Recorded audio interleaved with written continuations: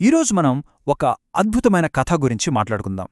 ఇది కేవలం యుద్ధం గురించి మాత్రమే కాదు, చాలా కష్టమైన టైంలో అసలైన స్నేహం ఎంత పవర్ఫుల్గా ఉంటుందో చెప్పే కథ. సరే, మరి దీని గురించి ఇంకాస్త లోతుగా చూద్దామా? సరే, ఇప్పుడు మనం కురుక్షేత్ర యుద్ధభూమిలో ఉన్నామనుకుందాం. చరిత్ర గతిని మార్చేబోయే ఒక పెద్ద యుద్ధానికి అంతా సిద్ధంగా ఉంది.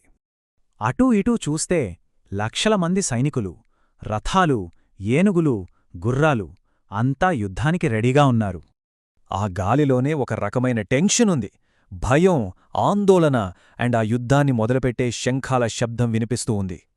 అక్కడున్న ప్రతి ఒక్కరూ, ప్రతి యోధుడూ చాలా స్ట్రాంగ్గా వాళ్ల కర్తవ్యం కోసం యుద్ధం చేయడానికే నిలబడ్డారు. అందర్లోనూ ఒకటే పట్టుదల.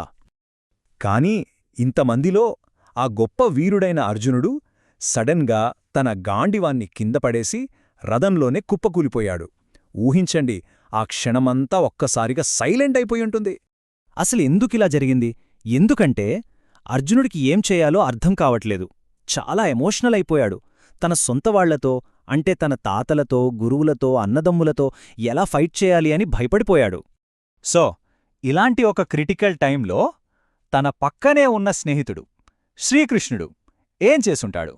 ఇక్కడ చాలా ఇంట్రెస్టింగ్ విషయమేంటంటే, కృష్ణుడు అతన్ని జడ్జి చేయలేదు, బలంగా ఉండు అనలేదు, ఏడవకు అని కూడా చెప్పలేదు. ఆయన చేసింది ఒకటే ఒకటి, జస్ట్ విన్నాడు. అర్జునుడు చెప్పేదంతా ఓపికగా విన్నాడు. అప్పుడు మనకొక క్వశ్చన్ వస్తుంది, అసలు నిజమైన స్నేహితుడు, ట్రూ ఫ్రెండ్షిప్ అంటే ఏంటి? నిజమైన స్నేహం అంటే మన వీక్నెస్ని చూసి విమర్శించేది కాదు, మన కన్ఫ్యూజన్ని అర్థం చేసుకునే ప్రయత్నం చేసేదే నిజమైన స్నేహమన్నమాట. అదే దానికి పునాది.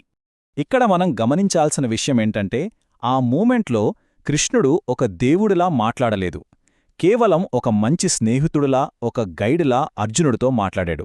అదే వాళ్ల బంధంలో ఉన్న గొప్పతనం.